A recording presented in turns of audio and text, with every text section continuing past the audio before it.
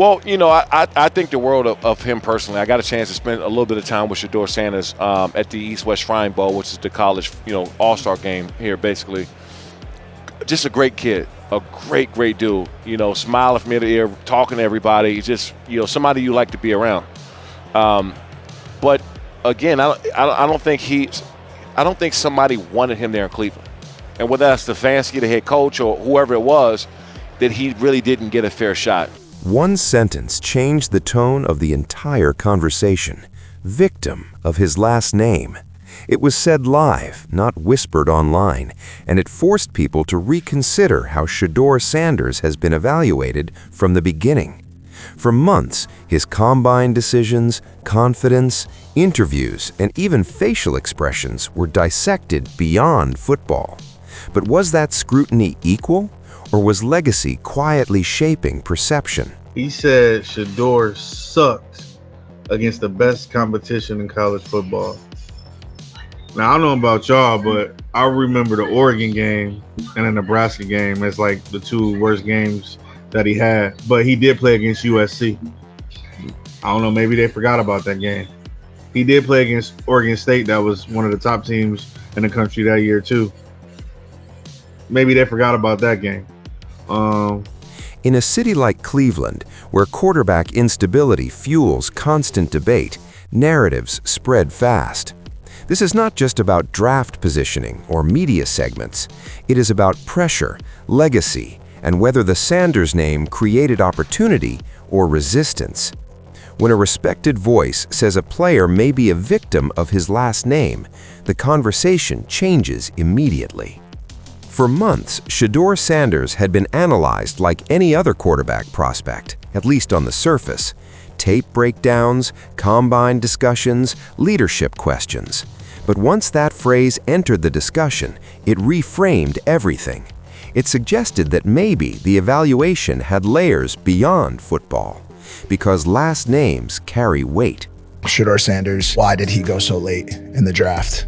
It's a good question. I wouldn't have part of any evaluation process or to Skip Bayless see says that. otherwise. That's a problem with media is everyone can just say whatever the fuck they want. I actually texted Shedeur because I know him very well. And I said, dude, whatever happens, wherever you go, that's your first day. Day 2 matters more than the draft. I was 199. Who could speak on it better than me? Like what that really means. Use it as motivation. You're going to get your chances. The Sanders name is not neutral in football circles.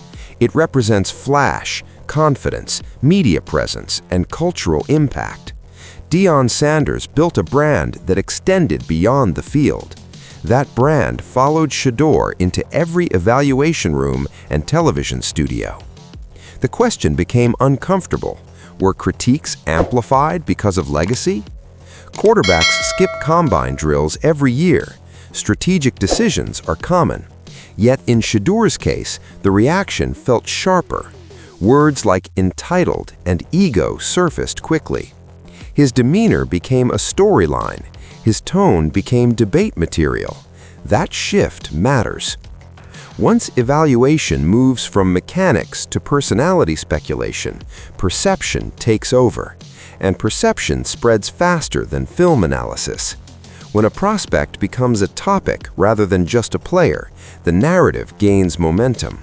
It's like the fans continue to say, and we hear it on the phones ad nauseum every single day here on The Fan, where people will call in and say, want to see what Shedeur Sanders can do next year.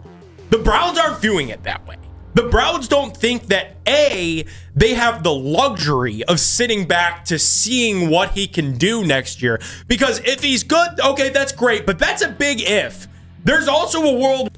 The victim of his last name comment did not prove bias, but it acknowledged something powerful. Legacy can attract spotlight and skepticism at the same time. And once that possibility is spoken publicly, it cannot be ignored. Cleveland is not a neutral environment for quarterbacks. This is a franchise that has cycled through hope repeatedly. Draft picks, veterans, comebacks. Every new quarterback arrives carrying the weight of unfinished promises. That history magnifies everything. When Shedeur entered the building, he was not just competing for a job, he was stepping into decades of frustration. In Cleveland, quarterback debates dominate radio shows. Social media clips go viral over practice throws. Body language becomes headline material. Patience is thin in cities that have waited too long. Let's see what he got a full year under his belt with a head coach who actually wanted to draft him when he was with the Ravens. You know, let's see what comes out of it, and then I think that people can. First, he has a lot of hate. Shedeur people love him, but they also hate him equally for whatever reason. Do you think that's really unfair? I think it's unfair because people pick and choose why they don't like you. They already don't like you. They need a reason, right? So if he says one thing, it's going to be plastered everywhere, and they didn't see everything else he said. That context intensifies evaluation. Every interception feels like confirmation of doubt. Every flash of brilliance feels like potential salvation. There is rarely middle ground. Add national attention to that environment, and the spotlight grows even brighter. Shedeur did not arrive quietly. His name was already known, his coverage already saturated. That combination is combustible in a city desperate for stability. This is why opportunity in Cleveland is not calm. It is chaos wrapped in expectation. He did not walk into a protected developmental arc. He walked into a competition shaped by injuries, trades, and organizational resets.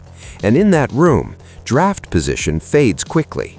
Execution determines respect. Cleveland pressure is different. It does not wait for comfort. It demands answers immediately.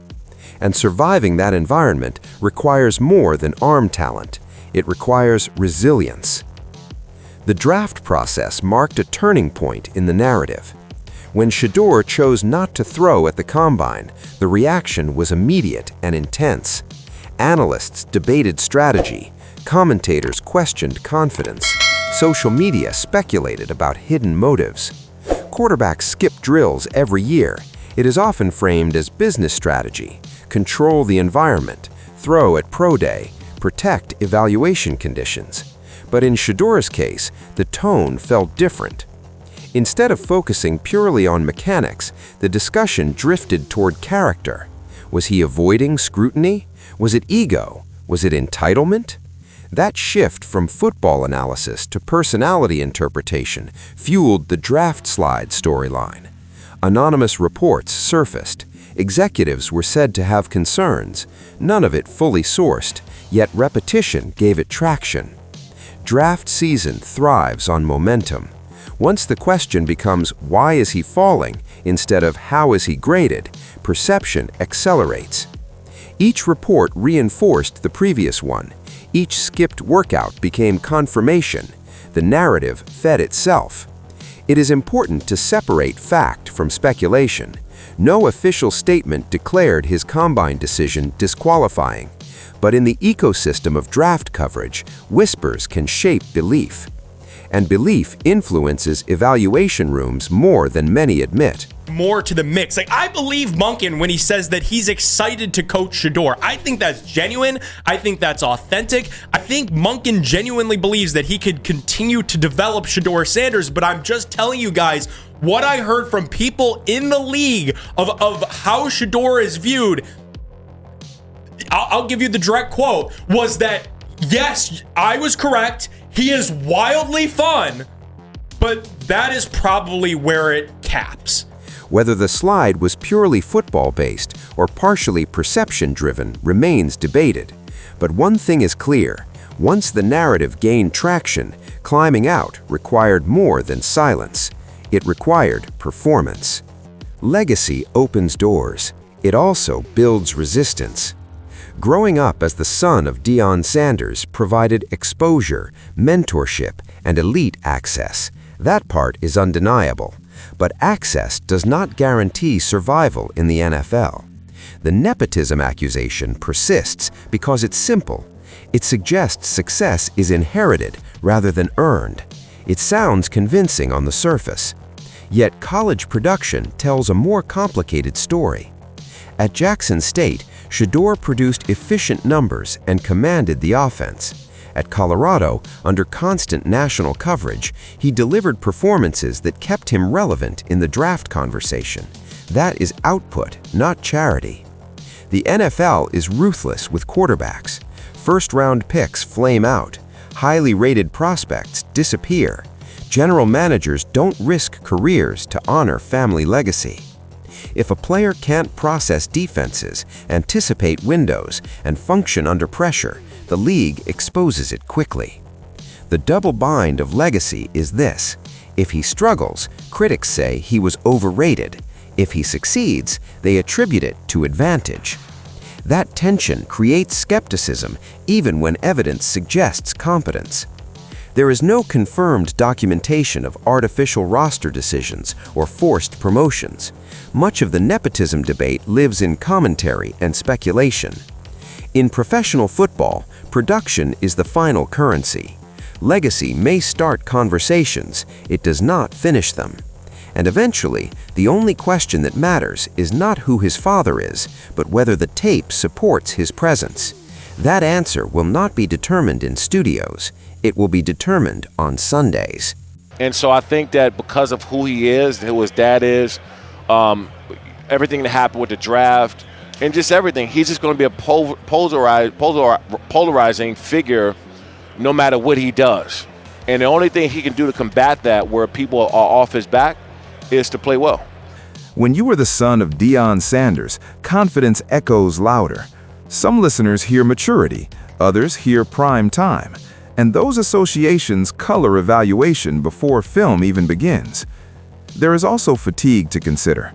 By the time Shedeur entered the draft process, audiences had consumed months of Sanders coverage, Colorado headlines, viral press conferences, national broadcasts. Saturation can shrink patience. When saturation meets confidence, scrutiny intensifies.